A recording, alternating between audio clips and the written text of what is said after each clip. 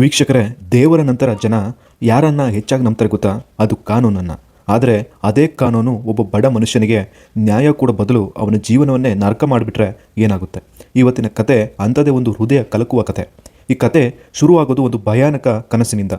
ಕೆಲ ಗೂಂಡಾಗಳು ಅಮಾಯಕ ಜನರನ್ನು ಕ್ರೂರವಾಗಿ ಹಿಂಸೆ ಮಾಡ್ತಾರೆ. ಆಗ ಒಬ್ಬ ವ್ಯಕ್ತಿ ಕೆಂಪು ಮೆಣಸಿನಕಾಯಿ ಅರೆದು ಕುರುಪ್ಪು ಸ್ವಾಮಿಗೆ ನ್ಯಾಯ ಕೊಡಿಸಪ್ಪ ಅಂತ ಕಣ್ಣೀರಿನಿಂದ ಪ್ರಾರ್ಥನೆ ಮಾಡ್ತಾನೆ. ಅಷ್ಟರಲ್ಲಿ ಕುದುರೆ ಮೇಲೆ ಸವಾರಿ ಮಾಡಿಕೊಂಡು ಸ್ವತಃ ಕುರುಪ್ಪು ಸ್ವಾಮಿ ಪ್ರತ್ಯಕ್ಷ ಆಗ್ತಾರೆ. ಬಂದ ತಕ್ಷಣ ಎಲ್ಲ ದುಷ್ಟರನ್ನು ಕ್ಷಣಾರ್ಧದಲ್ಲಿ ಶಿಕ್ಷೆ ಕೊಡ್ತಾರೆ. ಅದನ್ನು ನೋಡಿದ ಜನರಿಗೆ ಮತ್ತೆ ನ್ಯಾಯದ ಮೇಲೆ ನಂಬಿಕೆ ಬರುತ್ತೆ. ಆದರೆ ಇದ್ದಕ್ಕಿದ್ದಂತೆ ಆ ವ್ಯಕ್ತಿ ಕಣ್ಣು ತೆಗೆದುಬಿಡ್ತಾನೆ. ಆಗ ನಮಗೆ ಗೊತ್ತಾಗೋದು ಏನಂದರೆ ಅದು ನಿಜ ಅಲ್ಲ, ಕೇವಲ ಒಂದು ಕನಸು ಅಂತ. ಈ ವ್ಯಕ್ತಿಯ ಹೆಸರು ಸುಕುಮಾರನ್. ಕೇರಳದ ಒಬ್ಬ ಬಡ ಕುಟುಂಬದ ತಂದೆ. ಅವನಿಗೆ ಭಾನು ಅನ್ನೋ ಒಬ್ಬಳೇ ಮಗಳಿರ್ತಾಳೆ. ಅವಳಿಗೆ ತುಂಬ ಗಂಭೀರವಾದ ಲಿವರ್ ಕಾಯಿಲೆ ಇರುತ್ತೆ. ಡಾಕ್ಟರ್ಗಳು ಸ್ಪಷ್ಟವಾಗಿ ಹೇಳಿರ್ತಾರೆ, ತಕ್ಷಣ ಲಿವರ್ ಟ್ರಾನ್ಸ್ಪ್ಲಾಂಟ್ ಮಾಡಿಸದಿದ್ದರೆ ಅವಳನ್ನು ಉಳಿಸೋದು ತುಂಬ ಕಷ್ಟ ಅಂತ. ಆ ಆಪರೇಷನ್ಗೆ ಲಕ್ಷಾಂತರ ರೂಪಾಯಿ ಬೇಕು. ಆದರೆ ಸುಕುಮಾರನ್ ಬಳಿ ಅಷ್ಟು ಹಣ ಇರಲ್ಲ. ಅವನಿಗೆ ಉಳಿದಿರುವ ಕೊನೆ ಆಸೆ ಅಂದರೆ ಅವರ ಮನೆಯಲ್ಲಿ 480 ಗ್ರಾಂ ಪಾರಂಪರಿಕ ಚಿನ್ನ ಇರುತ್ತೆ. ಅದನ್ನು ಮಾರಿದರೆ ಮಾತ್ರ ಮಗಳ ಜೀವ ಉಳಿಸಬಹುದು ಅಂತ ಅವನು ಯೋಚನೆ ಮಾಡ್ತಾನೆ. ಅದೇ ಕಾರಣಕ್ಕೆ ಸುಕುಮಾರನ್ ತನ್ನ ಮಗಳು ಭಾನು ಜೊತೆ ಕೇರಳದಿಂದ ಚೆನ್ನೈಗೆ ಬರ್ತಾನೆ. ಇಬ್ಬರು ರೈಲ್ವೆ ಸ್ಟೇಷನಿಂದ ಹೊರಗೆ ಬರ್ತಿದ್ದಂಗೆ ಇಬ್ಬರು ಕಳ್ಳರು ಬೈಕ್ನಲ್ಲಿ ಬಂದು ಅವರ ಮೇಲೆ ದಾಳಿ ಮಾಡ್ತಾರೆ. ಅವರ ಕೈಯಲ್ಲಿದ್ದ ಬ್ಯಾಗ್ ಕಿತ್ಕೊಂಡು ಕ್ಷಣಾರ್ಧದಲ್ಲಿ ಪರಾರಿ ಆಗ್ತಾರೆ. ಆ ಬ್ಯಾಗ್ನಲ್ಲಿ ಇಡೀ 480 ಗ್ರಾಂ ಚಿನ್ನ ಇರುತ್ತೆ. ಒಂದೇ ಕ್ಷಣದಲ್ಲಿ ಸುಕುಮಾರನ್ನ ಎಲ್ಲ ಕನಸು, ಎಲ್ಲ ಭರವಸೆ ಕಸಿದು ಬೀಳುತ್ತೆ. ಆತ ಮತ್ತು ಭಾನು ಕಳ್ಳರ ಹಿಂದೆ ಓಡ್ತಾರೆ. ಆದರೆ ಆಗಲೇ ಅವರು ತುಂಬ ತಡವಾಗಿರ್ತಾರೆ. ಗಾಯಗೊಂಡ ದೇಹ, ಮುರಿದು ಹೋದ ಮನಸ್ಸು, ಆದರೂ ಮಗಳ ಜೀವ ಉಳಿಸಬೇಕೆಂಬ ಆಸೆ. ಇಬ್ಬರು ನೇರವಾಗಿ ಪೊಲೀಸ್ ಸ್ಟೇಷನ್ಗೆ ಹೋಗ್ತಾರೆ. ಸುಕುಮಾರನ್ಗೆ ಇನ್ನೂ ನಂಬಿಕೆ ಇರುತ್ತೆ, ಪೊಲೀಸರು ಖಂಡಿತ ನನ್ನ ಚಿನ್ನವನ್ನು ಹುಡುಕಿ ಕೊಡ್ತಾರೆ ಅಂತ. ಪೊಲೀಸ್ ಸ್ಟೇಷನ್ಗೆ ಹೋದ ಸುಕುಮಾರನ್ ನಡೆದಿದ್ದನ್ನೆಲ್ಲ ವಿವರವಾಗಿ ಹೇಳ್ತಾನೆ. ಆದರೆ ಅಲ್ಲಿದ್ದ SI ತಂಗಮೀನಗೆ ಅವರ ನೋವಿಗಿಂತ ಅನುಮಾನವೇ ಹೆಚ್ಚಾಗಿರುತ್ತೆ. ನಿಜವಾಗಿಯೂ ಈ ಹುಡುಗಿ ನಿನ್ನ ಮಗಳ? ಇಷ್ಟು ಚಿನ್ನ ನಿಮ್ಮ ಬಳಿ ಹೇಗೆ ಬಂತು ಅನ್ನೋ ಪ್ರಶ್ನೆಗಳನ್ನೇ ಕೇಳ್ತಿರ್ತಾನೆ. ಅಷ್ಟೇ ಅಲ್ಲ, ಭಾನು ಧರಿಸಿದ ಬಟ್ಟೆಗಳ ಬಗ್ಗೆ ಕೂಡ ಅನುಮಾನವಾಗುವ ರೀತಿ ಮಾತನಾಡ್ತಾನೆ. ಇದನ್ನು ಕೇಳಿದ ಭಾನುಗೆ ತುಂಬ ಕೋಪ ಬರುತ್ತೆ. ನೀವು ಸಹಾಯ ಮಾಡದಿದ್ದರೆ ಈ ವಿಷಯವನ್ನು ಸೋಷಿಯಲ್ ಮೀಡಿಯಾದಲ್ಲಿ ಹಾಕ್ತೀನಿ ಅಂತ ನೇರವಾಗಿ ಎಚ್ಚರಿಕೆ ಕೊಡ್ತಾಳೆ. ಈ ಮಾತು ಕೇಳಿದ ತಕ್ಷಣ ಪೊಲೀಸರಿಗೆ ಬೆವರು ಶುರುವಾಗುತ್ತೆ. ತಮ್ಮ ಹೆಸರು ಕೆಡಬಾರ್ದು ಅಂತ ಆ ರಾತ್ರಿಯೇ ಹಲವಾರು ಕಳ್ಳರನ್ನು ಹಿಡಿದು ವಿಚಾರಣೆ ಶುರು ಮಾಡ್ತಾರೆ. ಕೊನೆಗೆ ನಿಜವಾದ ಇಬ್ಬರು ಕಳ್ಳರು ಸಿಕ್ಕಿಬೀಳ್ತಾರೆ. ಮರುದಿನ ಸುಕುಮಾರನ್ ಮತ್ತು ಭಾನುವನ್ನು ಠಾಣೆಗೆ ಕರೆಸ್ಕೊಂಡು ನಿಮ್ಮ ಚಿನ್ನ ಸಿಕ್ಕಿದೆ ಅಂತ ಹೇಳ್ತಾರೆ. ಈ ಮಾತನ್ನು ಕೇಳಿದ ತಕ್ಷಣ ಇಬ್ಬರ ಮುಖದಲ್ಲೂ ಮತ್ತೆ ಆಸೆ ಹುಟ್ಟುತ್ತೆ. ಆದರೆ ಆ ಚಿನ್ನವನ್ನು ತೋರಿಸಿದ ತಕ್ಷಣ ಸುಕುಮಾರನ್ಗೆ ದೊಡ್ಡ ಶಾಕ್ ಆಗಿರುತ್ತೆ. ಒಟ್ಟು 480 ಗ್ರಾಂ ಚಿನ್ನದಲ್ಲಿ ಕೇವಲ 360 ಗ್ರಾಂ ಚಿನ್ನ ಮಾತ್ರ ಇರುತ್ತೆ. ಉಳಿದ 120 ಗ್ರಾಂ ಎಲ್ಲಿದೆ ಅಂತ ಕೇಳಿದಾಗ ಇನ್ಸ್ಪೆಕ್ಟರ್ ತಂಗಮೀನ ತುಂಬ ನಿರ್ಲಕ್ಷ್ಯವಾಗಿ, ಕಳ್ಳರು ಮಾರಿಬಿಟ್ಟಿರಬಹುದು, ಸಿಕ್ಕಿರುವುದನ್ನೇ ತೆಗೆದುಕೊಂಡು ಹೋಗಿ, ಅದೇ ನಿಮ್ಮ ಅದೃಷ್ಟ ಅಂತ ಹೇಳ್ಬಿಡ್ತಾಳೆ. ಆದರೆ ಇಲ್ಲಿ ನಡೆದಿರೋದು ನಿಜವಾದ ಕತೆ ಬೇರೆಯೇ ಇರುತ್ತೆ. ಕಳ್ಳರು ಕದ್ದಿದ್ದ ಸಂಪೂರ್ಣ 480 ಗ್ರಾಂ ಚಿನ್ನವನ್ನು ಪೊಲೀಸರಿಗೆ ಒಪ್ಪಿಸಿರ್ತಾರೆ. ಆದರೆ ಠಾಣೆಯಲ್ಲಿದ್ದ ಭ್ರಷ್ಟ ಪೊಲೀಸ್ ಅಧಿಕಾರಿಗಳು 120 ಗ್ರಾಂ ಚಿನ್ನವನ್ನು ಕದ್ದು ಅದರ ತಪ್ಪನ್ನು ಕಳ್ಳರ ಮೇಲೆ ಹಾಕಿಬಿಡ್ತಾರೆ. ಸುಕುಮಾರನ್ಗೆ ಏನೋ ತಪ್ಪಾಗಿದೆ ಅನ್ನೋ ಅನುಮಾನ ಬರುತ್ತೆ. ಆದರೂ ಹೊಸ ಊರು, ಯಾರೂ ಪರಿಚಯ ಇಲ್ಲ, ಪೊಲೀಸರ ಜೊತೆ ಜಗಳ ಮಾಡಿದರೆ ಇನ್ನೂ ಸಮಸ್ಯೆ ಆಗ್ಬೋದು ಅನ್ನೋ ಭಯದಿಂದ ಮೌನವಾಗಿಬಿಡ್ತಾನೆ. ಆಗ ಪೊಲೀಸರು ಮತ್ತೊಂದು ದೊಡ್ಡ ಶಾಕ್ ಕೊಡ್ತಾರೆ. ಈ ಚಿನ್ನವನ್ನು ಈಗಲೇ ಕೊಡಲು ಆಗಲ್ಲ, ಮೊದಲು ಕೋರ್ಟಿನಿಂದ ರಿಟರ್ನ್ ಆಫ್ ಪ್ರಾಪರ್ಟಿ ಆದೇಶ ತಂದುಕೊಡಿ, ನಂತರ ಮಾತ್ರ ಚಿನ್ನ ಸಿಗ್ತದೆ ಅಂತ ಹೇಳ್ತಾರೆ. ಇದನ್ನು ಕೇಳಿದ ಸುಕುಮಾರನ್ಗೆ ಕೊನೆಯ ಆಸೆಯು ಕೂಡ ಕಸಿದು ಬೀಳುತ್ತೆ. ಆಗ ಅಲ್ಲಿದ್ದ ಒಬ್ಬ ಪೊಲೀಸ್ ಒಂದು ವಿಸಿಟಿಂಗ್ ಕಾರ್ಡ್ ಕೊಟ್ಟು, ಕೆಲಸ ಬೇಗ ಆಗಬೇಕು ಅಂದರೆ ಈ ವಕೀಲರನ್ನು ನೋಡಿ ಅಂತ ಹೇಳ್ತಾನೆ.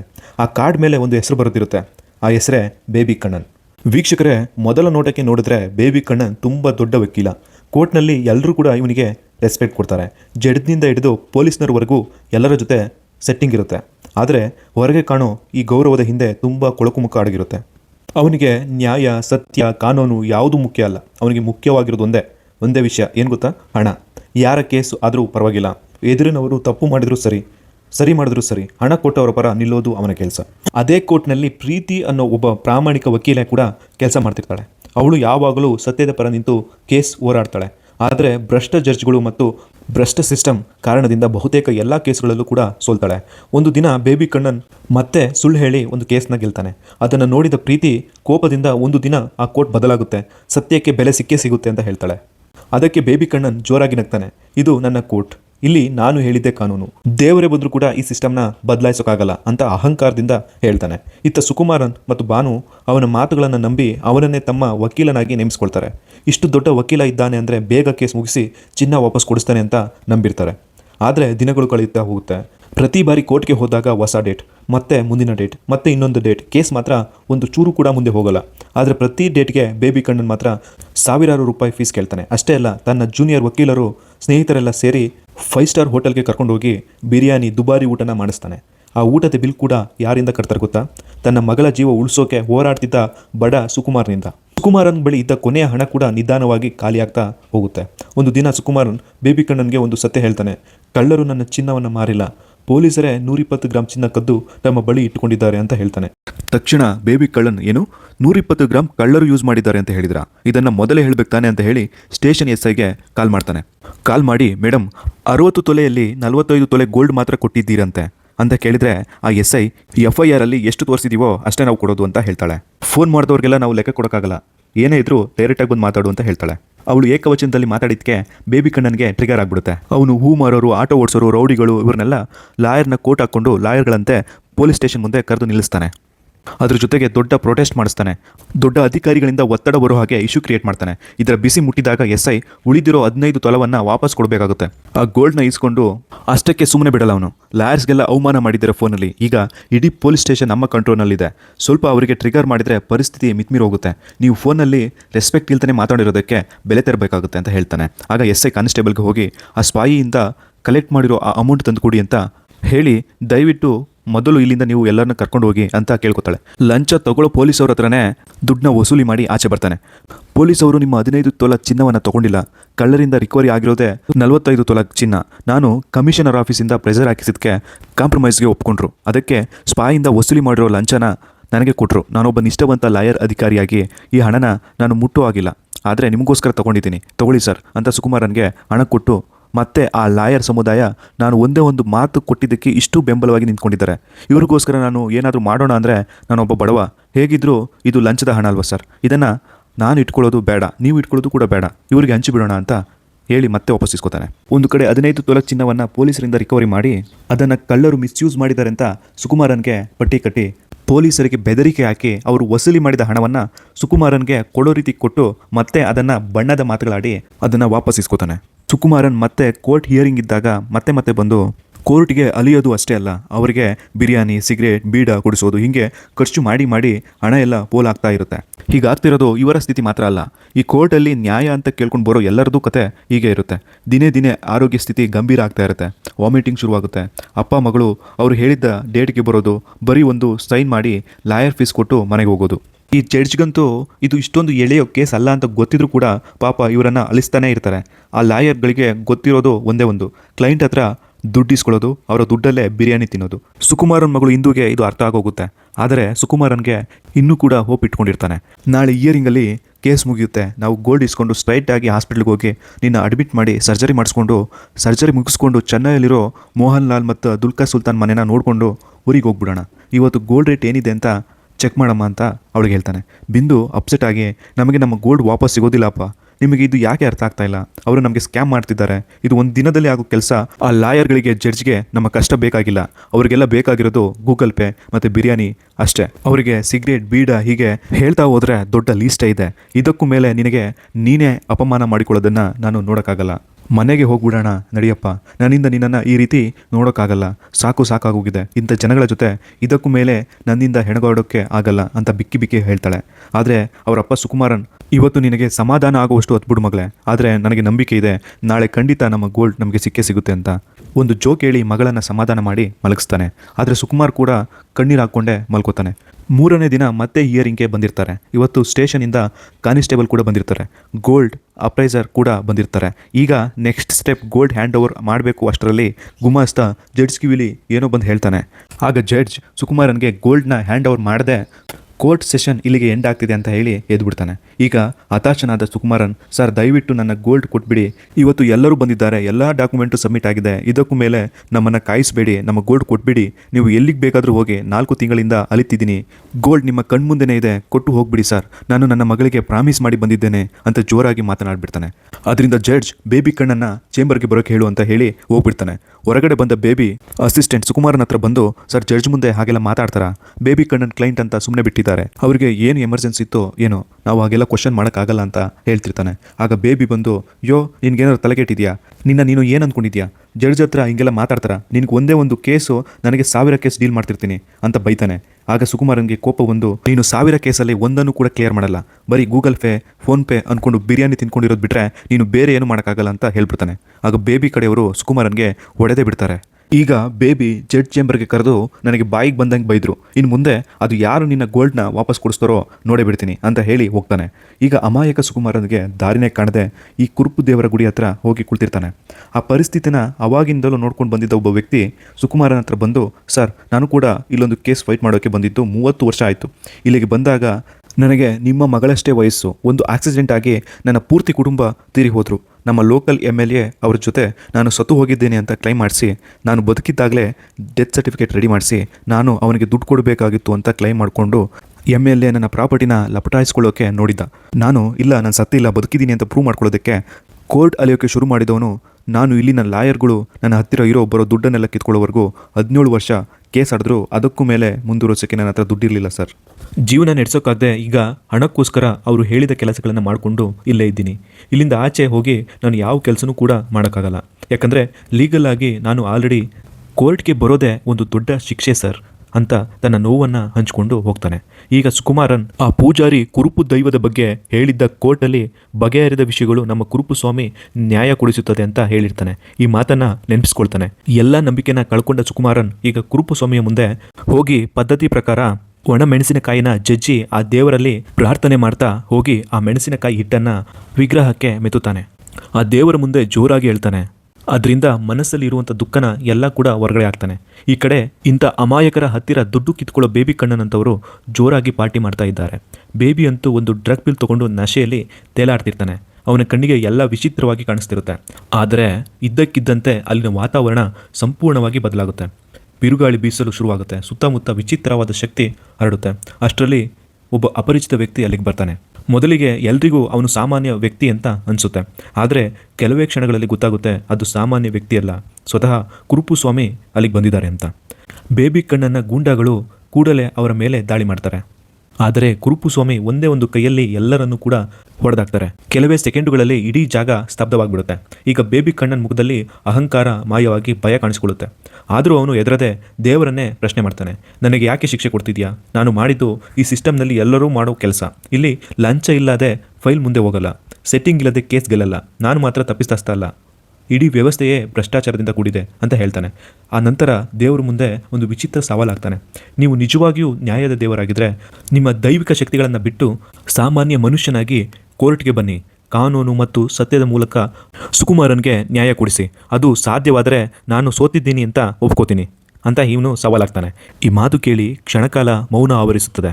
ಯಾಕಂದರೆ ಮೊದಲ ಬಾರಿಗೆ ಒಬ್ಬ ಮನುಷ್ಯ ದೇವರಿಗೆ ಸವಾಲಾಕಿದ್ದ. ಹಾಗಾಗಿ ಅವರು ಆ ಸವಾಲನ್ನು ಒಪ್ಕೋತಾರೆ. ಇನ್ನು ಮುಂದೆ ನಾನು ಸಾಮಾನ್ಯ ಮನುಷ್ಯನಾಗಿ ಈ ಹೋರಾಟ ನಡೆಸ್ತೀನಿ ಅಂತ ಹೇಳ್ತಾರೆ. ಮುಂದಿನ ದಿನ ಅದೇ ಕೋರ್ಟ್ಗೆ ಹೊಸ ವಕೀಲನೊಬ್ಬ ಬರ್ತಾನೆ. ಅವನ ಹೆಸರೇ ಶ್ರವಣನ್. ಆದರೆ ಯಾರಿಗೂ ಗೊತ್ತಿರಲ್ಲ ಆ ಶ್ರವಣನ್ ಬೇರೆ ಯಾರೂ ಅಲ್ಲ, ಮಾನವ ರೂಪದಲ್ಲಿರುವಂಥ ಕುರುಪು ಸ್ವಾಮಿ ಅಂತ. ಶ್ರವಣನ್ ನೇರವಾಗಿ ಸುಕುಮಾರನನ್ನು ಭೇಟಿಯಾಗಿ ಇನ್ನು ಮುಂದೆ ನಿನ್ನ ಕೇಸ್ನ ನಾನೇ ಹ್ಯಾಂಡ್ಲ್ ಮಾಡ್ತೀನಿ ಅಂತ ಹೇಳ್ತಾರೆ. ಸುಕುಮಾರನ್ಗೆ ಮತ್ತೆ ಒಂದು ಚಿಕ್ಕ ಆಸೆ ಮೂಡುತ್ತೆ. ಇಬ್ಬರು ಆತ್ಮವಿಶ್ವಾಸದಿಂದ ಕೋರ್ಟ್ ಒಳಗೆ ಹೋಗ್ತಾರೆ.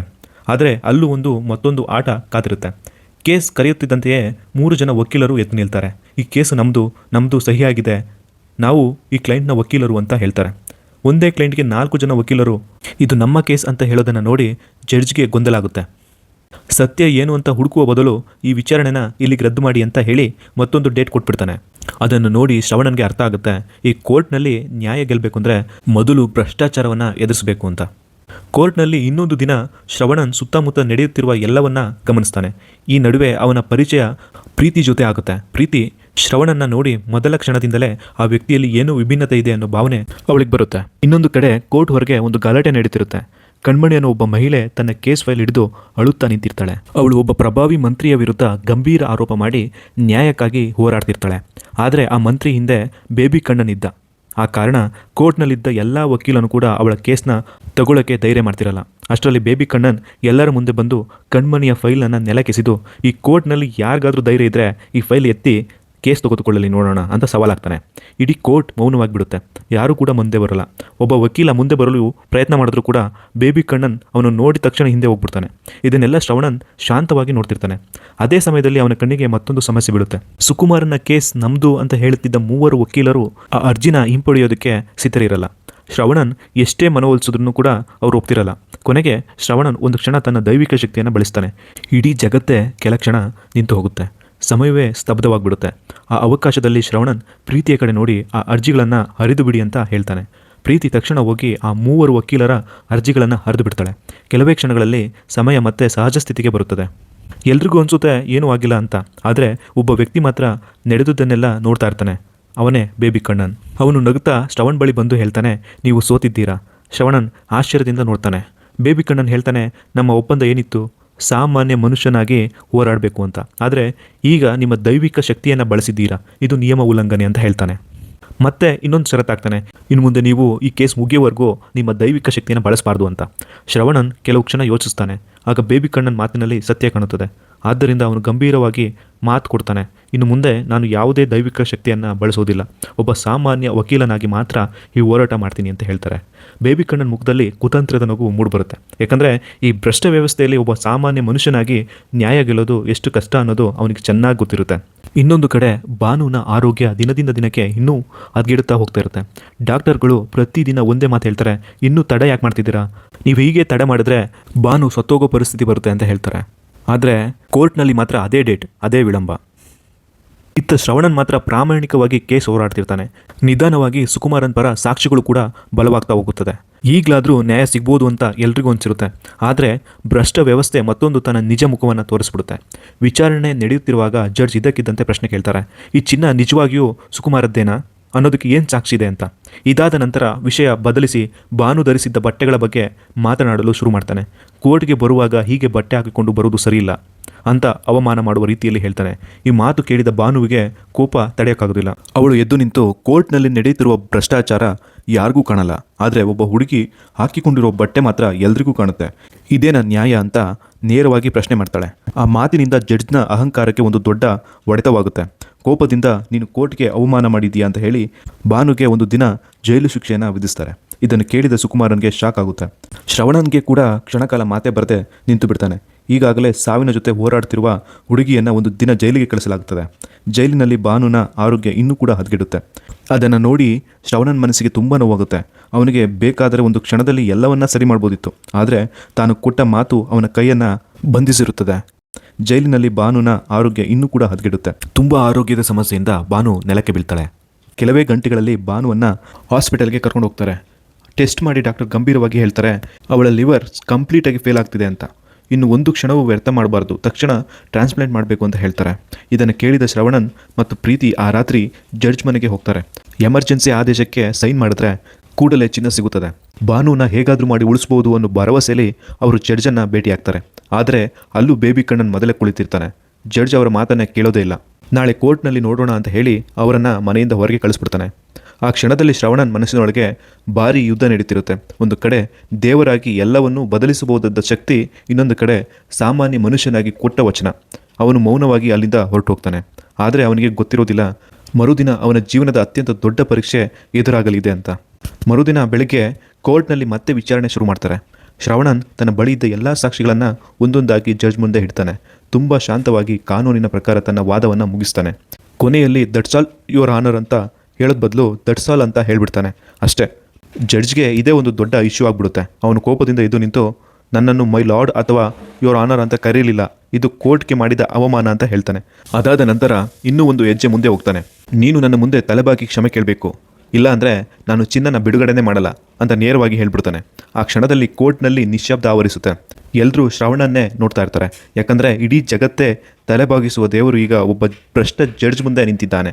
ಒಂದು ಕ್ಷಣ ಶ್ರವಣನ್ ಕಣ್ಮುಚ್ತಾನೆ. ಅವನಿಗೆ ತನ್ನ ಸ್ವಾಭಿಮಾನ ಮುಖ್ಯನಾ ಅಥವಾ ಭಾನುನ ಜೀವನ ಮುಖ್ಯನಾ ಅಂತ ಯೋಚಿಸಿ ಕೊನೆಗೆ ಜಡ್ಜ್ ಮುಂದೆ ತಲೆಬಾಗಿ ಕ್ಷಮಿಸಿ ಅಂತ ಕೇಳ್ತಾನೆ. ಇದನ್ನು ನೋಡಿ ಪ್ರೀತಿಗೂ ಸುಕುಮಾರನ್ಗೂ ಕಣ್ಣೀರು ಬರುತ್ತೆ. ಜಡ್ಜ್ಗೆ ಬೇಕಾದದ್ದೇ ಅದು. ಅವನು ಕೊನೆಗೆ ಆದೇಶಕ್ಕೆ ಸಹಿ ಹಾಕ್ತಾನೆ. ಸುಕುಮಾರನ್ ಸಂತೋಷದಿಂದ ಚಿನ್ನ ತೆಗೆದುಕೊಂಡು ನೇರವಾಗಿ ಆಸ್ಪತ್ರೆಗೆ ಹೋಗ್ತಾನೆ. ಇನ್ನು ನನ್ನ ಮಗಳು ಉಳಿತಾಳೆ ಅನ್ನೋ ಒಂದೇ ಒಂದು ಭರವಸೆಯಿಂದ. ಆದರೆ ಅರ್ಧ ದಾರಿಯಲ್ಲಿ ಅವನಿಗೆ ಒಂದು ಫೋನ್ ಬರುತ್ತೆ. ಆ ಫೋನಲ್ಲಿ ಮಾತಾಡಿದ ತಕ್ಷಣ ಅವನ ಮುಖದಲ್ಲಿದ್ದ ನಗು ಮಾಯವಾಗುತ್ತೆ. ಕೈಯಲ್ಲಿದ್ದ ಚಿನ್ನ ನೆಲಕ್ಕೆ ಬೀಳುತ್ತೆ. ಕಣ್ಣಲ್ಲಿ ನೀರು ತುಂಬಿಕೊಳ್ಳುತ್ತೆ. ಆಸ್ಪತ್ರೆಯವರು ಹೇಳಿದ ಒಂದೇ ಒಂದು ಮಾತು, ಕ್ಷಮಿಸಿ, ಭಾನು ಇನ್ನೂ ಬದುಕಿಲ್ಲ ಅಂತ. ಈ ಮಾತು ಕೇಳಿದ ಸುಕುಮಾರನ್ ಅಲ್ಲೇ ಕುಸಿದು ಬೀಳ್ತಾನೆ. ತಿಂಗಳುಗಳ ಕಾಲ ಕೋರ್ಟ್ ಬಾಗಿಲು ಸುತ್ತಿದ್ದ ತಂದೆ, ಪ್ರತಿದಿನ ನ್ಯಾಯಕ್ಕಾಗಿ ಹೋರಾಡಿದ ತಂದೆ, ಕೊನೆಗೆ ನ್ಯಾಯ ಸಿಕ್ಕಿತು. ಆದರೆ ಆ ನ್ಯಾಯ ಬರುವಷ್ಟರಲ್ಲಿ ಅವನ ಮಗಳು ಈ ಲೋಕವನ್ನೇ ಬಿಟ್ಟು ಹೋಗಿದ್ಲು. ಅವನು ಅಳುತ್ತಾ ಕೋರ್ಟ್ಗೆ ಮತ್ತೆ ಬರ್ತಾನೆ. ಕೈಯಲ್ಲಿದ್ದ ಚಿನ್ನವನ್ನು ಬೇಬಿ ಕಣ್ಣನ ಮುಖಕ್ಕೆ ಎಸೆದು, ಇದನ್ನು ಇಟ್ಕೋ, ನನ್ನ ಮಗಳು ಇಲ್ಲದ ಮೇಲೆ ಈ ಚಿನ್ನದಿಂದ ನನಗೆ ಏನು ಪ್ರಯೋಜನ? ನಾನು ಹೋರಾಡಿದ್ದು ಚಿನ್ನಕ್ಕಾಗಿ ಅಲ್ಲ, ನನ್ನ ಮಗಳ ಜೀವನಕ್ಕಾಗಿ ಅಂತ ಜೋರಾಗಿ ಅಳುತ್ತಾನೆ. ಈ ಮಾತು ಕೇಳಿದ್ದ ಅಲ್ಲಿದ್ದ ಎಲ್ಲರೂ ಕೂಡ ಮೌನವಾಗಿಬಿಡ್ತಾರೆ. ನಂತರ ಸುಕುಮಾರನ್ ಶ್ರವಣನ ಕಡೆ ತಿರುಗಿ ಕೈಯಲ್ಲಿದ್ದ ಸ್ವಲ್ಪ ಚಿನ್ನವನ್ನು ಅವನಿಗೂ ಕೊಡುತ್ತಾ, ನೀವು ನಿಮ್ಮಿಂದಾದಷ್ಟು ಪ್ರಯತ್ನ ಮಾಡಿದ್ರಿ, ಆದರೆ ನನ್ನ ಮಗಳು ಮಾತ್ರ ಹೋಗ್ಬಿಟ್ಲು ಅಂತ ಕಣ್ಣೀರಿಡ್ತಾನೆ. ಆ ಕ್ಷಣ ಸೋತದ್ದು ಕೇವಲ ಒಬ್ಬ ತಂದೆಯಲ್ಲ, ಮಾನವ ರೂಪದಲ್ಲಿದ್ದ ನ್ಯಾಯಕ್ಕಾಗಿ ಹೋರಾಡುತ್ತಿದ್ದ ಕುರುಪು ಸ್ವಾಮಿಯೇ ಸೋತಂತಾಗುತ್ತದೆ. ಆಗ ಬೇಬಿ ಕಣ್ಣನ್ ಶ್ರವಣನ ಹತ್ರ ಬಂದು ವ್ಯಂಗ್ಯವಾಗಿ ನಗುತ್ತಾ ಹೇಳ್ತಾನೆ, ನಾನು ಮೊದಲೇ ಹೇಳಿದ್ದೆ ಅಲ್ವಾ, ಈ ಸಿಸ್ಟಮ್ನಲ್ಲಿ ಸತ್ಯ, ಪ್ರಾಮಾಣಿಕತೆ ಇವುಗಳಿಂದ ಏನೂ ಆಗಲ್ಲ. ಇಲ್ಲಿ ಗೆಲ್ಲೋದು ಭ್ರಷ್ಟಾಚಾರ ಮಾತ್ರ. ಭಾನುನ ಸಾವಿಗೆ ಕಾರಣವೂ ನೀವೇ. ದೇವರಾಗಿದ್ದರೂ ಈ ಸಿಸ್ಟಮ್ ಮುಂದೆ ಸೋತಿದ್ದೀರಾ. ಈ ಮಾತುಗಳು ಶ್ರವಣನ್ ಮನಸ್ಸಿಗೆ ಆಳವಾಗಿ ತಾಗುತ್ತವೆ. ಮೊದಲ ಬಾರಿಗೆ ಅವನಿಗೂ ಭ್ರಷ್ಟ ವ್ಯವಸ್ಥೆಯ ಕ್ರೌರ್ಯ ಎಷ್ಟು ದೊಡ್ಡದು ಅನ್ನೋದು ಸಂಪೂರ್ಣವಾಗಿ ಅರ್ಥ ಆಗುತ್ತೆ. ಅದೇ ಸಮಯಕ್ಕೆ ಕೋರ್ಟ್ ಹೊರಗಡೆ ಮತ್ತೆ ಗಲಾಟೆ ಶುರುವಾಗುತ್ತೆ. ಅದು ಕಣ್ಮಣಿ. ಅವಳು ತನ್ನ ಕೇಸ್ ಫೈಲನ್ನು ವಾಪಸ್ ಕೊಡಬೇಕಂತ ಒಬ್ಬ ವಕೀಲನ ಮುಂದೆ ಕೈ ಮುಗಿದು ಬೇಡ್ಕೊಳ್ತಾಳೆ. ದಯವಿಟ್ಟು ನನ್ನ ಫೈಲ್ ಕೊಟ್ಬಿಡಿ ಸರ್, ನಾನು ಬೇರೆ ವಕೀಲರ ಹತ್ರ ಹೋಗ್ತೀನಿ, ನನ್ನ ಕೇಸ್ ಹೀಗೆ ವರ್ಷಗಳ ಕಾಲ ಎಳಿಬೇಡಿ ಅಂತ ಕಣ್ಣೀರಿನಿಂದ ಕೇಳ್ಕೊತಾಳೆ. ಆದರೆ ಆ ಲಾಯರ್ ಬೇರೆ ಯಾರೂ ಅಲ್ಲ, ಅವನು ಕೂಡ ಬೇಬಿ ಕಣ್ಣನ್ನ ಮನುಷ್ಯನಾಗಿರ್ತಾನೆ. ಕಣ್ಮಣಿಯಿಂದ ಲಕ್ಷಾಂತರ ರೂಪಾಯಿ ಅವಳಿಂದ ಪಡೆದಿದ್ರೂ ಕೂಡ ಉದ್ದೇಶಪೂರ್ವಕವಾಗಿ ಕೇಸನ್ನು ಕಂಟಿನ್ಯೂ ಮಾಡಿರಲ್ಲ. ಅವನು ಕೋಪದಿಂದ ಫೈಲನ್ನು ನೆಲಕ್ಕೆಸಿತಾನೆ. ಈ ಕೋರ್ಟ್ನಲ್ಲಿ ಯಾರಿಗಾದರೂ ಧೈರ್ಯ ಇದ್ದರೆ ಈ ಫೈಲ್ ಎತ್ಕೊಂಡು ನಿನ್ನ ಕೇಸ್ ಹೋರಾಡಲಿ, ನಾನು ಈಗಲೇ ಬಿಟ್ಟು ಹೋಗ್ತೀನಿ. ಆದರೆ ಈ ಕೋರ್ಟ್ನಲ್ಲಿ ಯಾರಿಗೂ ಅಷ್ಟು ಧೈರ್ಯ ಇಲ್ಲ ಅಂತ ಸವಾಲಾಗ್ತಾನೆ. ಕಣ್ಮಣಿ ಅಲ್ಲಿದ್ದ ಪ್ರತಿಯೊಬ್ಬ ವಕೀಲರ ಬಳಿಗೂ ಹೋಗಿ ಹೆಲ್ಪ್ ಕೇಳ್ತಾಳೆ, ಪ್ಲೀಸ್ ನನ್ನ ಕೇಸ್ ಯಾರಾದರೂ ತೆಗೆದುಕೊಳ್ಳಿ ಅಂತ. ಆದರೆ ಯಾರೂ ಕೂಡ ಮುಂದೆ ಬರಲ್ಲ. ಎಲ್ಲರೂ ಕೂಡ ತಲೆಬಗ್ಗಿಸಿ ಮೌನವಾಗಿರ್ತಾರೆ. ಆ ಸಮಯದಲ್ಲಿ ಶ್ರವಣನ್ ನಿಧಾನವಾಗಿ ಮುಂದೆ ನಡೆದು ಬರ್ತಾನೆ. ನೆಲಕ್ಕೆ ಬಿದ್ದಿದ್ದ ಆ ಫೈಲನ್ನು ಎತ್ತಿ ಗೌರವದಿಂದ ಕಣ್ಮಣಿಯ ಕೈಗೆ ಕೊಡ್ತಾನೆ. ನಂತರ ಶಾಂತವಾಗಿ ಹೇಳ್ತಾನೆ, ಇನ್ನು ಮುಂದೆ ಈ ಕೇಸನ್ನು ನಾನು ನೋಡ್ಕೋತೀನಿ ಅಂತ ಹೇಳ್ತಾನೆ.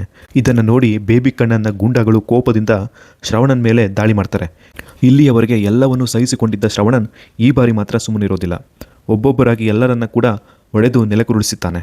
ಆದರೆ ತನ್ನ ದೈವಿಕ ಶಕ್ತಿಯನ್ನು ಬಳಸದೆ ಒಬ್ಬ ಸಾಮಾನ್ಯ ಮನುಷ್ಯನಂತೆ ಹೋರಾಡಿ ಅವರನ್ನು ಸೋಲಿಸ್ತಾನೆ. ಅದನ್ನು ನೋಡಿ ಕೋರ್ಟ್ನಲ್ಲಿದ್ದ ಎಲ್ಲರೂ ಕೂಡ ಆಶ್ಚರ್ಯಪಡ್ತಾರೆ. ನಂತರ ಶ್ರವಣನ್ ಕಣ್ಮಣಿಯ ಕೇಸನ್ನು ಪ್ರೀತಿ ನೋಡ್ಕೊಳ್ಬೇಕು ಅಂತ ಹೇಳ್ತಾನೆ.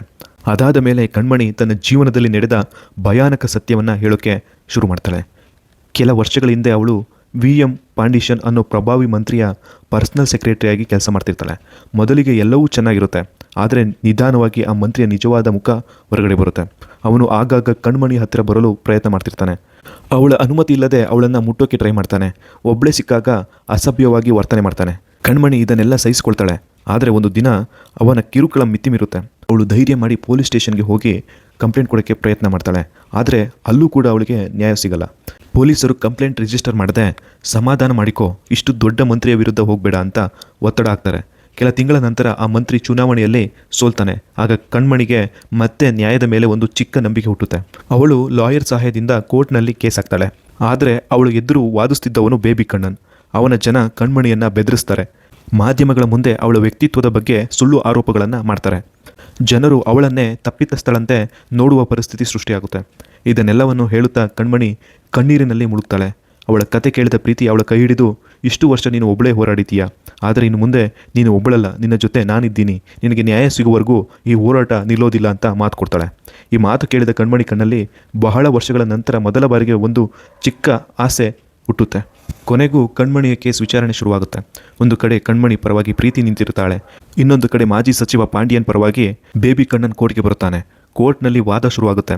ಪ್ರೀತಿ ಕಣ್ಮಣಿ ಅನುಭವಿಸಿದ ಲೈಂಗಿಕ ಕಿರುಕುಳ, ಅವಳಿಗೆ ಬಂದ ಬೆದರಿಕೆಗಳು ಮತ್ತು ನ್ಯಾಯಕ್ಕಾಗಿ ವರ್ಷಗಳ ಕಾಲ ಅವಳು ಅನುಭವಿಸಿದ ಕಷ್ಟನೆಲ್ಲ ಜಡ್ಜ್ ಮುಂದೆ ಒಂದೊಂದಾಗಿ ಹೇಳ್ತಾಳೆ.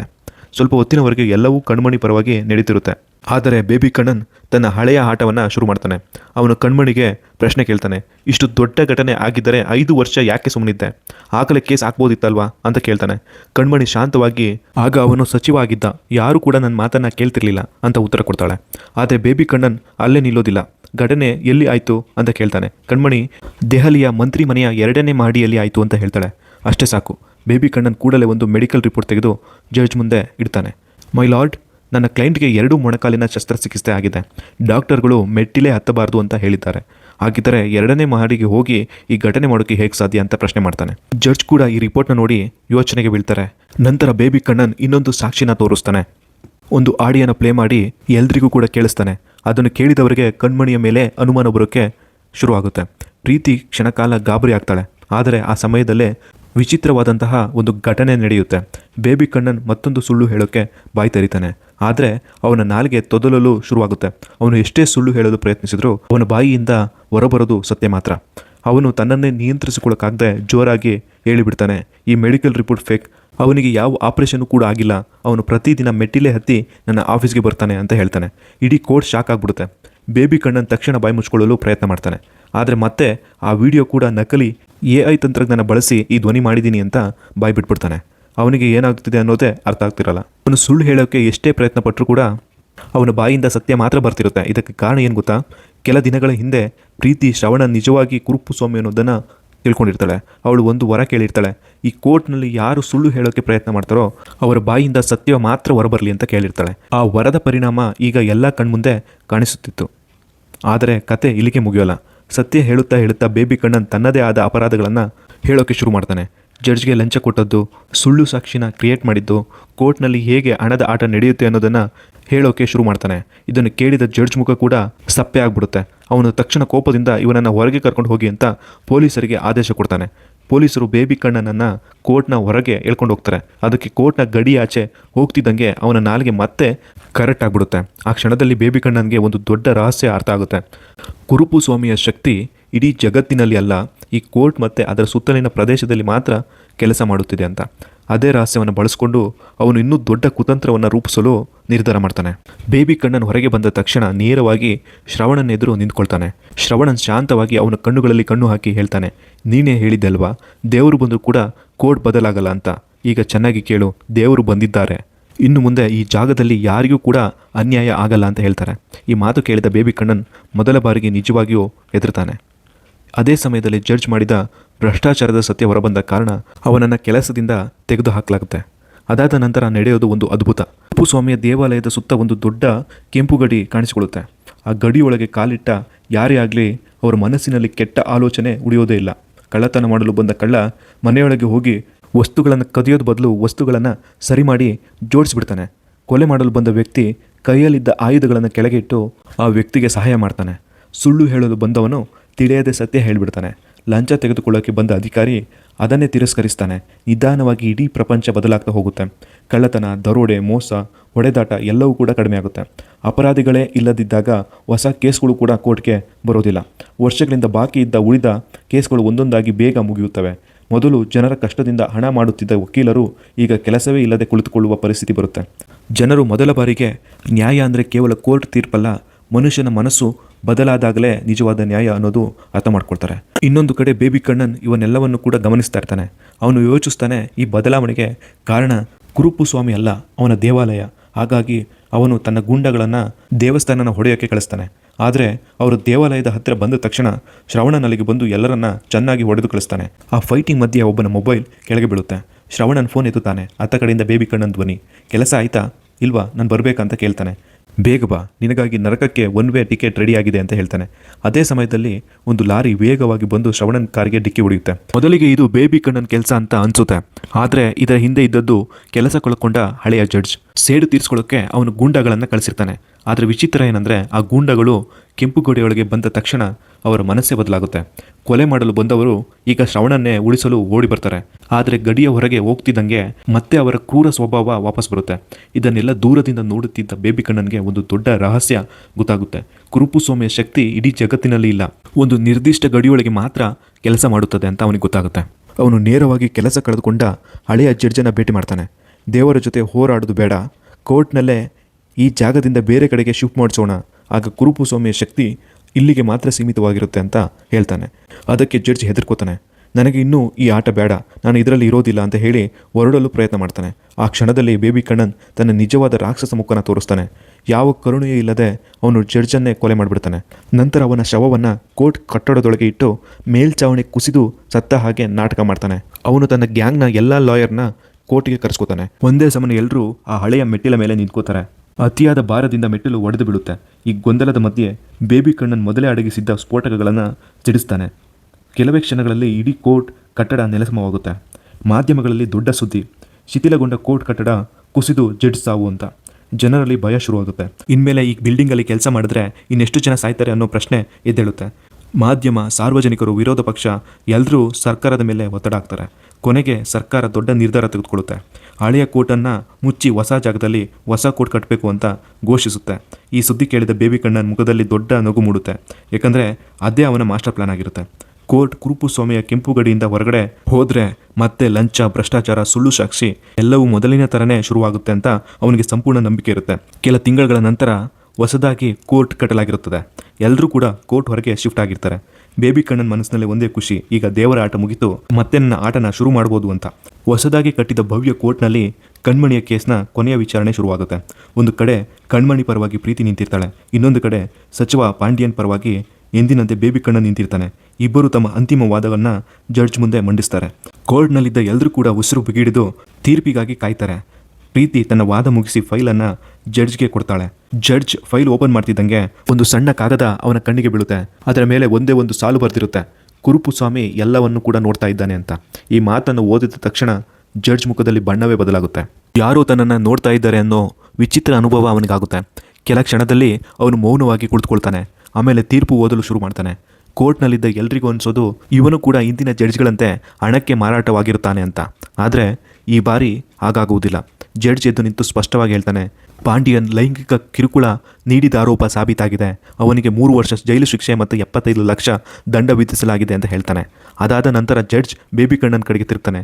ಕೋರ್ಟ್ಗೆ ಸುಳ್ಳು ಸಾಕ್ಷಿ ಸಲ್ಲಿಸಿದ್ದಕ್ಕೆ, ನಕಲಿ ದಾಖಲೆಗಳನ್ನು ಸೃಷ್ಟಿಸಿದ್ದಕ್ಕೆ ಮತ್ತು ನ್ಯಾಯಾಲಯ ಪ್ರಕ್ರಿಯೆಗೆ ಅಡ್ಡಿಪಡಿಸಿದ್ದಕ್ಕೆ ಬೇಬಿ ಕಣ್ಣನ್ನ ವಕೀಲರ ಪರವಾನಗಿಯನ್ನು ರದ್ದು ಮಾಡ್ತಾರೆ.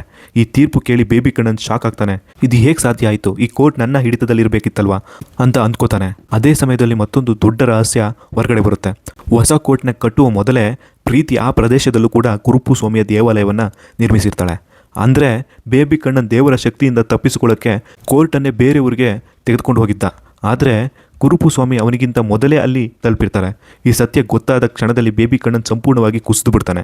ಕೋರ್ಟಲ್ಲಿ ಕೆಲಸ ಮಾಡುತ್ತಿದ್ದ ಹಲವರು ವಕೀಲರು, ಅಧಿಕಾರಿಗಳು ಮತ್ತು ಸಿಬ್ಬಂದಿ ಕೂಡ ಕೈ ಮುಗಿದು ದೇವರನ್ನು ನೆನಪಿಸ್ಕೊಳ್ತಾರೆ. ಇನ್ನು ಮುಂದೆ ಯಾರಿಗೂ ಅನ್ಯಾಯ ಮಾಡಬಾರ್ದು ಅನ್ನೋ ಭಯ ಅವರ ಮನಸ್ಸಿನಲ್ಲಿ ಮೂಡುತ್ತೆ. ಆದರೆ ಬೇಬಿ ಕಣ್ಣನ್ ಮಾತ್ರ ಇನ್ನೂ ಬದಲಾಗಿರಲ್ಲ. ಅವನ ಅಹಂಕಾರ ಇನ್ನೂ ಜೀವಂತವಾಗಿರುತ್ತೆ. ದೇವರು ಇರಲಿ, ಯಾರೇ ಇರಲಿ, ಕೊನೆವರೆಗೂ ನಾನು ಸೋಲೋದೇ ಇಲ್ಲ ಅಂತ ಮನಸ್ಸಿನಲ್ಲಿ ನಿರ್ಧಾರ ಮಾಡ್ತಾನೆ. ಅದಾದಮೇಲೆ ಬೇಬಿ ಕಣ್ಣನ್ ತನ್ನ ಗುಂಡಗಳ ಜೊತೆ ಅಲ್ಲಿಗೆ ಬರ್ತಾನೆ. ಈಗ ಅವನು ಸಂಪೂರ್ಣ ಹುಚ್ಚನಾಗಿರ್ತಾನೆ. ಕೈಗೆ ಸಿಕ್ಕವರನ್ನೆಲ್ಲ ಕೂಡ ಹೊಡೆಯಲು ಶುರು ಮಾಡ್ತಾನೆ. ಜೋರಾಗಿ ಕೂಗ್ತಾ, ನೀವೆಲ್ಲ ದೇವರಿಗೆ ಹೆದರಿ ಒಳ್ಳೆಯವರಾದ್ರಿ, ಆದರೆ ದೇವರು ಅನ್ನೋದು ಏನೂ ಇಲ್ಲ, ಯಾರೂ ನಿಮ್ಮನ್ನು ಉಳಿಸೋಕೆ ಬರಲ್ಲ ಅಂತ ಅಹಂಕಾರದಲ್ಲಿ ಹೇಳ್ತಾನೆ. ಅಷ್ಟೇ ಅಲ್ಲ, ಅವನು ಪ್ರೀತಿ ಮೇಲೆ ಗುಂಡು ಹಾರಿಸ್ತಾನೆ. ಅದೇ ಸಮಯದಲ್ಲಿ ಒಬ್ಬ ಪೊಲೀಸ್ ಅಧಿಕಾರಿ ಅಲ್ಲಿಗೆ ಓಡ್ ಬರ್ತಾನೆ. ಅವನ ಮುಖ ನೋಡಿದ ತಕ್ಷಣ ಎಲ್ರಿಗೂ ಶಾಕ್ ಆಗುತ್ತೆ. ಅವನು ಶ್ರವಣ್ ಅಂತೆ ಕಾಣ್ತಿರ್ತಾನೆ. ಬೇಬಿ ಕಣ್ಣನ್ ನಗ್ತಾ ಹೇಳ್ತಾನೆ, ಇದು ನನ್ನ ಏರಿಯಾ, ನನ್ನ ಕೋರ್ಟ್, ಇಲ್ಲಿ ನನ್ನ ಮಾತುಗಳೇ ನಡೆಯುತ್ತೆ ಅಂತ ಹೇಳಿ ತನ್ನ ಗೂಂಡಗಳಿಗೆ ದಾಳಿ ಮಾಡಲು ಹೇಳ್ತಾನೆ. ಆದರೆ ಆ ಪೊಲೀಸ್ ಅಧಿಕಾರಿ ಒಬ್ಬನೇ ಎಲ್ಲ ಗುಂಡಗಳನ್ನು ಹೊಡಿತಾನೆ. ಬೇಬಿ ಕಣ್ಣನ್ಗೆ ಆಗಲೂ ಕೂಡ ಸತ್ಯ ಅರ್ಥ ಆಗಲ್ಲ. ಕೊನೆಗೆ ತನ್ನ ಎಲ್ಲ ಜನ ಸೋತ ಮೇಲೂ ಕೂಡ ಅವನು ಪ್ರೀತಿ ಕುತ್ತಿಗೆಗೆ ಚಾಕು ಇಡ್ತಾನೆ. ಆ ಕ್ಷಣದಲ್ಲಿ ಇಡೀ ವಾತಾವರಣ ಬದಲಾಗುತ್ತೆ. 4 ಕಡೆ ಕೆಂಪು ಬೆಳಕು ಹರಡುತ್ತೆ. ಭೂಮಿ ನಡುಗೋಕೆ ಶುರುವಾಗುತ್ತೆ. ಎಲ್ಲರೂ ಭಯದಿಂದ ನಡುಗ್ತಾರೆ. ಮುಂದಿನ ಕ್ಷಣ ಆ ಪೊಲೀಸ್ ಅಧಿಕಾರಿಯ ರೂಪ ಬದಲಾಗುತ್ತೆ. ಸ್ವತಃ ಕುರುಪುಸ್ವಾಮಿ ತಮ್ಮ ದಿವ್ಯ ರೂಪದಲ್ಲಿ ಪ್ರತ್ಯಕ್ಷರಾಗ್ತಾರೆ. ಅವರ ಕಣ್ಣುಗಳಲ್ಲಿ ಬೆಂಕಿ ಜ್ವಾಲೆ, ಮುಖದಲ್ಲಿ ಉಗ್ರ ಕೋಪ, ಕೈಯಲ್ಲಿ ದೈವಿಕ ಆಯುಧ. ಈ ದೃಶ್ಯ ನೋಡಿ ಎಲ್ಲರೂ ಕೂಡ ಬೆಚ್ಚಿ ಬೀಳ್ತಾರೆ. ಕುರುಪುಸ್ವಾಮಿ ಒಬ್ಬೊಬ್ಬ ಗೂಂಡನಿಗೂ ಕೂಡ ಅವನ ಪಾಪಕ್ಕೆ ತಕ್ಕ ಶಿಕ್ಷೆಯನ್ನು ಕೊಡ್ತಾರೆ. ಕೆಲವೇ ಕ್ಷಣಗಳಲ್ಲಿ ಎಲ್ಲ ಗೂಂಡಗಳು ನೆಲಕ್ಕೆ ಬೀಳ್ತಾರೆ. ಕೊನೆಗೆ ಬೇಬಿ ಕಣ್ಣನ್ ಮಾತ್ರ ಉಳಿತಿರ್ತಾನೆ. ಜೀವನ ಪೂರ್ತಿ ಮಾಡಿದ ಎಲ್ಲ ಅನ್ಯಾಯ, ಸುಳ್ಳು, ಭ್ರಷ್ಟಾಚಾರ ಮತ್ತು ನಿರಪರಾಧಿಗಳ ಕಣ್ಣೀರಿನ ಲೆಕ್ಕವನ್ನು ಕುರುಪುಸ್ವಾಮಿ ಅವನಿಗೆ ತೀರಿಸಿಕೊಳ್ತಾರೆ. ಕೊನೆಗೆ ಬೇಬಿ ಕಣ್ಣನ್ ಅಂತ್ಯವಾಗುತ್ತೆ. ಅದರ ನಂತರ ಕುರುಪುಸ್ವಾಮಿ ಅಲ್ಲಿದ್ದ ಜಡ್ಜ್ಗಳು ಮತ್ತು ವಕೀಲರ ಕಡೆ ನೋಡ್ತಾರೆ. ತುಂಬ ಗಂಭೀರವಾಗಿ ಹೇಳ್ತಾರೆ, ಜನರು ನಿಮ್ಮನ್ನು ದೇವರ ಪ್ರತಿನಿಧಿ ಅಂತ ನಂಬಿ ನ್ಯಾಯಕ್ಕಾಗಿ ಕೋರ್ಟ್ಗೆ ಬರ್ತಾರೆ. ಅವರ ನಂಬಿಕೆಯನ್ನು ಎಂದಿಗೂ ಮೋಸ ಮಾಡಬೇಡಿ. ಅವರಿಗೆ ವರ್ಷಗಳ ಕಾಲ ಡೇಟ್ ಮೇಲೆ ಡೇಟ್ ಕೊಟ್ಟು ಕಾಡಬೇಡಿ. ನೆನಪಿಟ್ಟುಕೊಳ್ಳಿ, ನ್ಯಾಯಕ್ಕೆ ಆಗುವ ವಿಳಂಬವೂ ಒಂದು ರೀತಿಯ ಅನ್ಯಾಯವೇ. ಈ ಮಾತು ಕೇಳಿದ ಜಡ್ಜ್ಗಳು, ವಕೀಲರು ಮತ್ತು ಅಲ್ಲಿದ್ದ ಎಲ್ಲರೂ ತಲೆ ತಗ್ಗಿಸಿ ಕುರುಪುಸ್ವಾಮಿಗೆ ನಮಸ್ಕಾರ ಮಾಡ್ತಾರೆ. ಆ ದಿನದ ನಂತರ ಕೋರ್ಟ್ ನಿಜವಾದ ಅರ್ಥದಲ್ಲಿ ಬದಲಾಗುತ್ತೆ. ಬಾಕಿ ಉಳಿದಿದ್ದ ಕೇಸ್ಗಳು ಒಂದೊಂದಾಗಿ ಬೇಗ ಬೇಗ ಮುಗಿಯುತ್ತೆ. ಬಡವರಿಗೆ ನ್ಯಾಯ ಸಿಗತೊಡಗುತ್ತೆ. ಯಾರೂ ಹಣಕ್ಕಾಗಿ ನ್ಯಾಯವನ್ನು ಮಾರುವುದಿಲ್ಲ. ಅದಾದ ನಂತರ ಒಂದು ತುಂಬ ಭಾವುಕ ದೃಶ್ಯ ಬರುತ್ತೆ. ಪ್ರೀತಿ ತನ್ನ ಮನಸ್ಸಿನಲ್ಲಿ ಒಂದು ದೃಶ್ಯವನ್ನು ಕಾಣ್ತಾಳೆ. ಅಲ್ಲಿ ಸುಕುಮಾರನ್ ಮತ್ತು ಭಾನು ಇಬ್ಬರು ಒಟ್ಟಿಗೆ ಒಂದು ರೆಸ್ಟೋರೆಂಟ್ನಲ್ಲಿ ಕುಳಿತು ಸಂತೋಷದಿಂದ ಬಿರಿಯಾನಿ ತಿಂತಾ ಇರ್ತಾರೆ. ಯಾಕಂದರೆ ಭಾನುವಿನ ಕೊನೆಯ ಆಸೆ ಏನಂದರೆ ನಮ್ಮ ಕೇಸ್ ಗೆದ್ದ ದಿನ ಅಪ್ಪನ ಜೊತೆ ಹೊಟ್ಟೆ ತುಂಬ ಬಿರಿಯಾನಿ ತಿನ್ನಬೇಕು ಅಂತ. ಆ ಆಸೆ ಅವಳು ಬದುಕಿದ್ದಾಗ ನೆರವೇರಲಿಲ್ಲ. ಆದರೆ ನ್ಯಾಯ ಗೆದ್ದ ನಂತರ ಅವಳ ಆತ್ಮಕ್ಕೆ ಶಾಂತಿ ಸಿಕ್ಕಿತು ಅನ್ನೋದನ್ನು ಈ ದೃಶ್ಯ ಸೂಚಿಸುತ್ತೆ. ಕೊನೆಯಲ್ಲಿ ಇನ್ನೊಂದು ದೃಶ್ಯ ಬರುತ್ತೆ. ಸಂಸತ್ತಿನಲ್ಲಿ ಒಬ್ಬ ನಾಯಕ ವಕೀಲರ ಪರವಾಗಿ ಅವರ ಲಾಭಕ್ಕಾಗಿ ಮಾತಾಡ್ತಿರ್ತಾನೆ. ಅವನ ಮಾತು ಕೇಳಿದರೆ ಬೇಬಿ ಕಣ್ಣನ್ ನೆನಪಾಗುತ್ತೆ. ಆದರೆ ಅದೇ ಸಮಯದಲ್ಲಿ ಇನ್ನೊಬ್ಬ ನಾಯಕ ಎದ್ದು ನಿಲ್ತಾನೆ. ಅವನ ಮುಖ ಶ್ರವಣನಂತೆ ಇರುತ್ತೆ. ಇದರ ಮೂಲಕ ಸಿನಿಮಾ ಒಂದು ದೊಡ್ಡ ಸಂದೇಶ ಕೊಡುತ್ತೆ. ಪ್ರತಿ ಕಾಲದಲ್ಲೂ ಬೇಬಿ ಕಣ್ಣನ್ನಂತಹ ಭ್ರಷ್ಟರು ಇರುತ್ತಾರೆ, ಆದರೆ ಅವರ ಎದುರು ನಿಲ್ಲೋ ಶ್ರವಣನ್ ತರಹದ ಸತ್ಯಕ್ಕಾಗಿ ಹೋರಾಡುವ ಒಳ್ಳೆಯವರು ಕೂಡ ಇರ್ತಾರೆ ಅಂತ. ಇದೇ ಈ ಸಿನಿಮಾದ ದೊಡ್ಡ ಸಂದೇಶ. ಕೆಟ್ಟದ್ದು ಎಷ್ಟೇ ಶಕ್ತಿಶಾಲಿಯಾಗಿದ್ರೂ ಕೂಡ ಸತ್ಯ ಮತ್ತು ನ್ಯಾಯ ಕೊನೆಗೆ ಗೆಲ್ತದೆ. ಆದರೆ ನ್ಯಾಯ ತಡವಾಗಿ ಬರಬಾರ್ದು. ಯಾಕಂದರೆ ನ್ಯಾಯಕ್ಕೆ ಆಗುವ ವಿಳಂಬವು ಅನ್ಯಾಯವೇ. ಇದರೊಂದಿಗೆ ಈ ಅದ್ಭುತ ಕಥೆನ ಮುಗಿಸ್ತಾ ಇದ್ದೀನಿ. ಈ ಕತೆ ನಿಮಗೆ ಇಷ್ಟ ಆಗಿದರೆ ದಯವಿಟ್ಟು ನನ್ನ ಚಾನಲನ್ನು ಸಬ್ಸ್ಕ್ರೈಬ್ ಮಾಡಿ ಮತ್ತು ಲೈಕ್ ಮಾಡಿ ಅಂತ ಹೇಳ್ತಾ ಧನ್ಯವಾದಗಳು.